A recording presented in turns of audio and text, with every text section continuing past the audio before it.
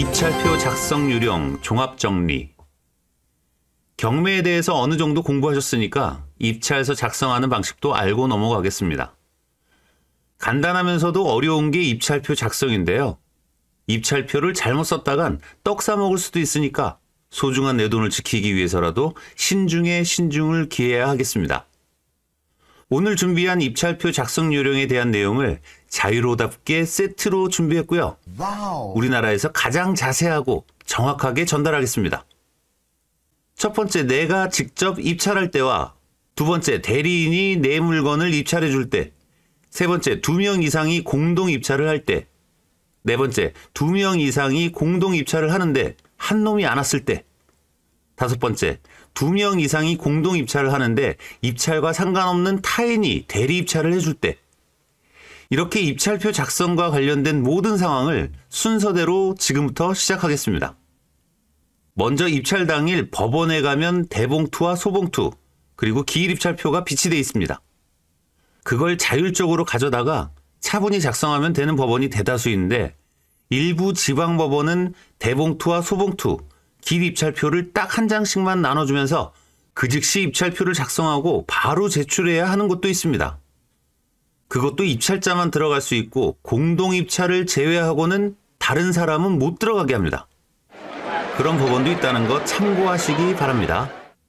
첫 번째, 내가 직접 입찰할 때 날짜와 사건 번호를 기재합니다. 한 사람의 채무에 여러 개의 물건이 개별적으로 경매가 진행될 때 물건 번호가 발생됩니다. 이것을 개별 매각이라 하는데, 이럴 때는 물건 번호를 반드시 기재해야 합니다. 반대로 하나의 물건이 단독으로 경매가 진행될 때는 일괄 매각으로서 물건 번호가 없습니다. 그럴 땐 물건 번호 란을 비워두셔도 상관없고 그냥 1이라고 쓰셔도 무방합니다. 입찰자 본인 란에 나의 인적사항을 기재하고 그냥 아무 도장이나 찍으면 되겠습니다. 왼쪽 입찰가액란은 제일 중요한 곳으로 내가 실제 입찰하고자 하는 금액을 기재해야 합니다.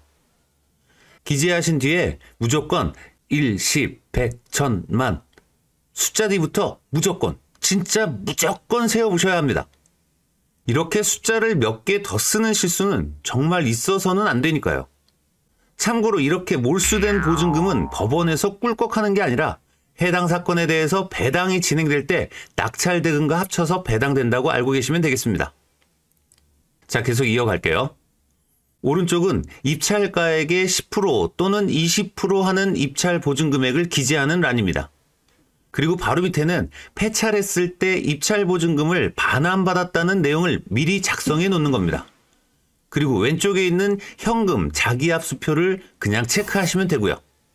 누런 대봉투에는 내 이름과 도장을 찍고 뒷장은 사건 번호와 도장을 찍으면 되겠습니다. 도장 찍는 표시가 없다면 찍지 않아도 되고요.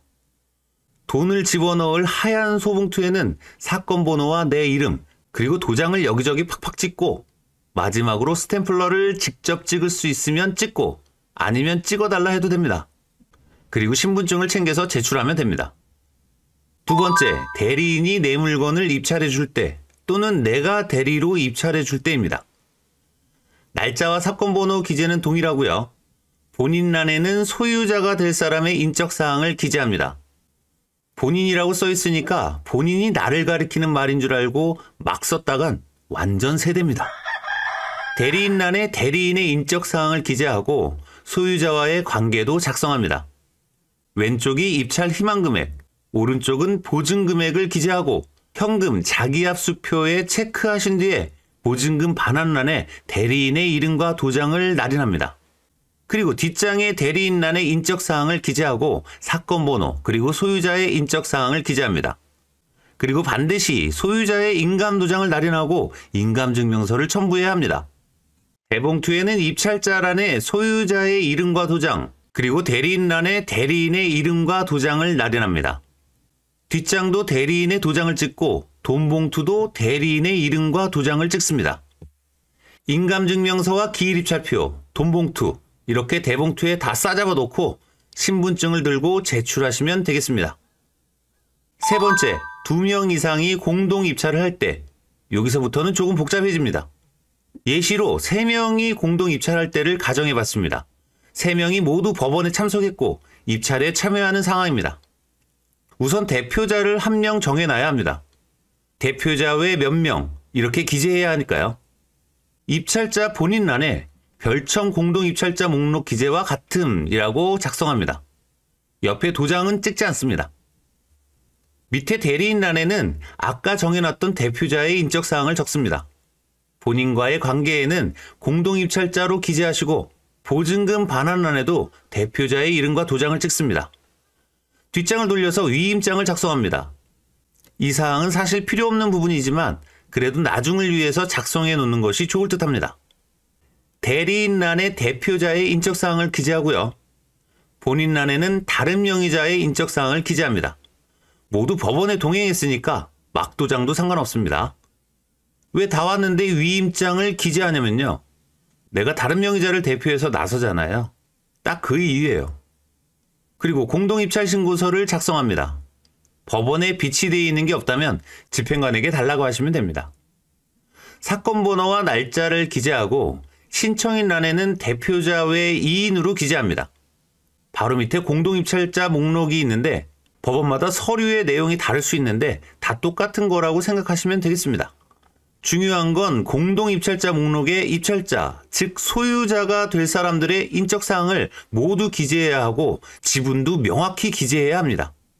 만약 지분을 기재하지 않았다면 자동으로 동일하게 분배되는 것으로 처리되며 수정이 불가합니다.